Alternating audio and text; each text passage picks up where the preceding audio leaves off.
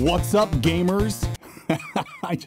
I just always wanted to say that. I'll never say that again. Hey, it's the Metroidvania Guru. So this is an off-the-cuff kind of thing I wanted to try out. It's not my typical content that I do on this channel, but it's still relevant. So basically, one of my friends in a group chat sent me this article from Game Rant, and I think he sent it to me because he hates me. And essentially this article talks about, as you can see on the title, 5 best Souls-like Metroidvania games, and then they rank them. And I've read through the article at this point. It's garbage, and I am certain that it was done by either someone who doesn't know anything about Metroidvanias, or it was done by AI. Like, it really is that badly written. And everything they say is super generic and and then the ranking itself is just really bad. And almost half of the games aren't even Metroidvanias. As you can see on this lovely art, they already have dead cells right at the top. So that's, freaking fantastic. So anyway, yeah, I just wanted to take a look at this particular article. And, I'm not one to dunk on people or to hate or anything like that. But,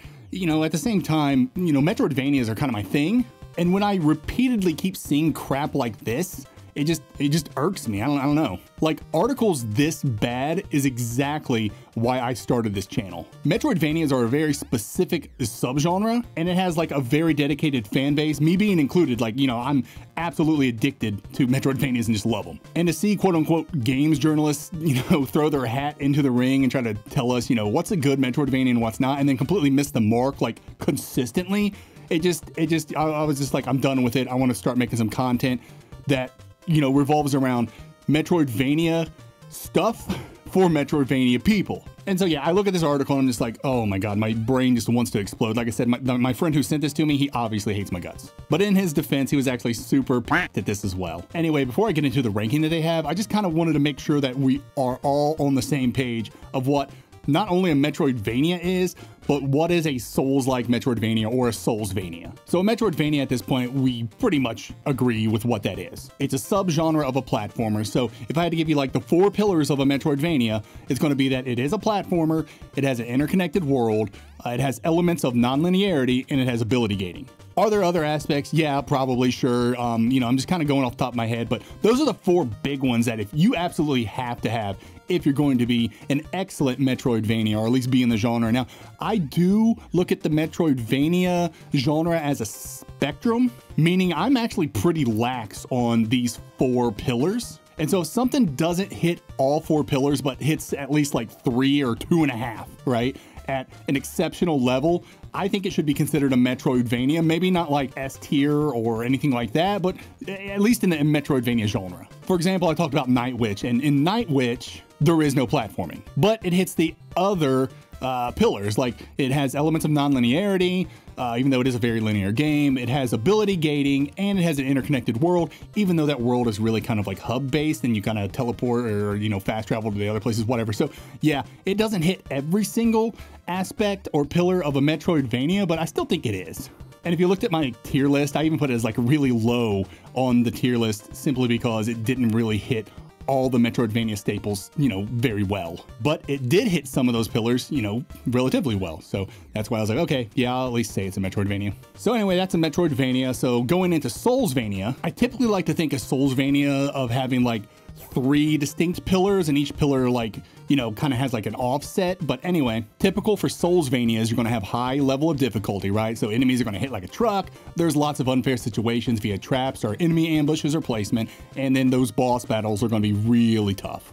Another pillar of Soulsvanias is opaque storytelling. That's going to be either done through the environment, through NPCs that just seemingly appear randomly throughout the playthrough, as well as through item descriptions. And the last bit of Soulsvania is pretty broad, but it has Souls-like mechanics. And not all Soulsvanias are going to have every single one of these things, but a pretty good list of Souls-like mechanics is going to be stamina meter, methodical combat, EXP doubles as currency, and then of course corpse running. So there you go. We got 3 pillars of a Soulsvania: high level difficulty, opaque storytelling, and then Souls-like mechanics. I mean, it really is that simple. And obviously it has to be a Metroidvania, which means it has to have the other 4 pillars that we brought up earlier. Now, getting that all out of the way, let's see how the ranking is. So let's do this. So if we look down, And again, I read this. I'm not going to read this to you guys because again, it sounds like like it was done with AI. So the first one we have here is Grime. It gives you the Metacritic score, you know, whatever. Yeah, that's pretty, you know, that's a good game. That's a Soulsvania. I have nothing against that one. So I don't really, you know, have too much to say about Grime other than it's fun and you should play it. It's very parry focused and has a lot of platforming challenges, especially in the late game. So just know that as well. But yeah, lots of stuff in that one. Blasphemous, I think, is a decent example of a Soulsvania. It doesn't really have a stamina meter. Its combat isn't very methodical. There's no EXP or currency, but it does have corpse running, right? But the storytelling is super opaque, right? Just like with Grime. Grime, I think, was a lot of like item descriptions. In fact, I don't even know if I could tell you what the story in Grime is. Something about like two heavenly bodies and they're trying to make a new god or something, whatever. And of course, as with Grime, Blasphemous, they also have a high level of difficulty. You know, some of these enemies do hit like a truck, and some of the bosses are pretty tough. So yeah, we start out pretty strong, I think, with Grime and Blasphemous, and I think the next one is where we start to hit a snag here, Tales of Iron. Personally, I like this game a lot. Tales of Iron is pretty short, but it was a lot of good fun. There's some DLC that came out that I didn't really care too much about it because I honestly didn't like the game that much to jump back into it. But the big thing here is that it's not a Metroidvania, like not even close. Tales of Iron is very linear. It is Souls-like, you know, with its, I think it had stamina. It's been a while since I played it, but I know that the combat's really hard and very unfair. I think the very first encounter in the game is one of the most unfair encounters that you get starting out in a video game, at least when it comes to,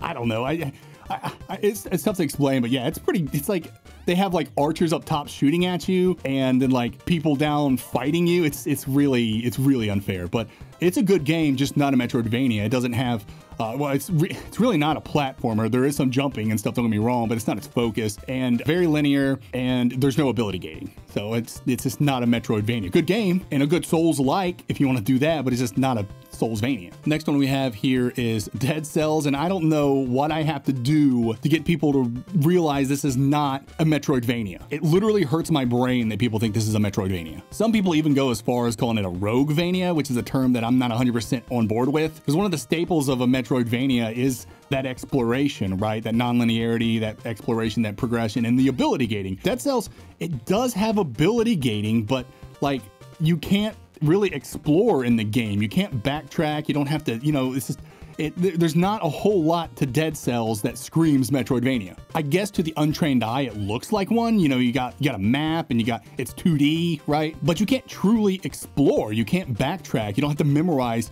all that stuff. And that's one of the unique and cool things in a Metroidvania. This game is a roguelite or whatever. I get those terms mixed up. But what I don't get mixed up is Metroidvania, and this is not one. Stop putting it on your stupid lists. And case in point, this is a Game Rant list, and they're still putting freaking Dead Cells on there, so you know it's bad. The list is bad, not Dead Cells. Again, that's a great game. I love that game, but bad list and not a Metroidvania. Stop it. And of course, number one, to nobody's surprise, is Hollow Knight. If I had to make this list, which I'm going to be honest with you, that might be my next top 10. Looking at this stinky list, it's inspired me to make a good one that actually makes sense. And so I'll tell you right now, when I make that list, Hollow Knight's not going to be number one. Hollow Knight is obviously a Metroidvania. It's a really good Metroidvania. Some would say it's the best Metroidvania, and it definitely, I would say, is a Souls-like, right? So it has, you know, high difficulty, at least at first. At least starting the game is super hard to do. The storytelling is incredibly opaque, and it has a lot of Souls-like mechanics. So I'm not mad that Hollow Knight's on this list.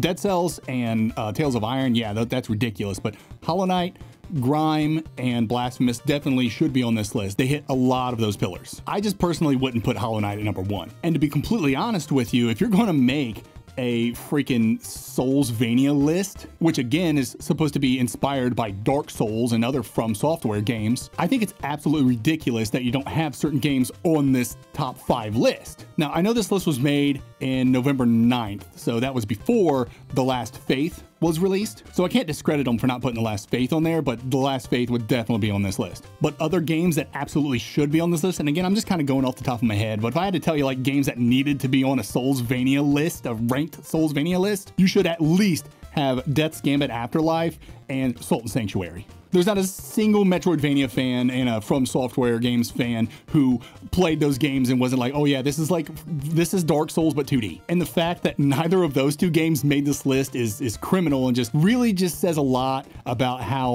little these people actually know about the genre. And that's it. That's all I really wanted to say about this. Just wanted to get something quick and dirty out there, just to get my thoughts out because I felt a certain way about it, and to tell you that I've once again been inspired by games journalists' failures to understand what a Metroidvania and a Soulsvania and a Souls-like really is. And so yeah, look forward to a top 10 on this. Hopefully I'll be getting that out soon. You know, I'm just looking at this and I'm like, okay, I got to do something about this. So it'll come out sooner rather than later. And if you have any thoughts on this, you know, you can leave them down in the comments. I'd love to hear what you all think as well. Maybe I'm off base, and maybe I'm just an idiot. Who knows? I'm gonna sign off now. Thanks so much for listening, and please look forward to my next video on The Last Faith this Friday. Have a good one.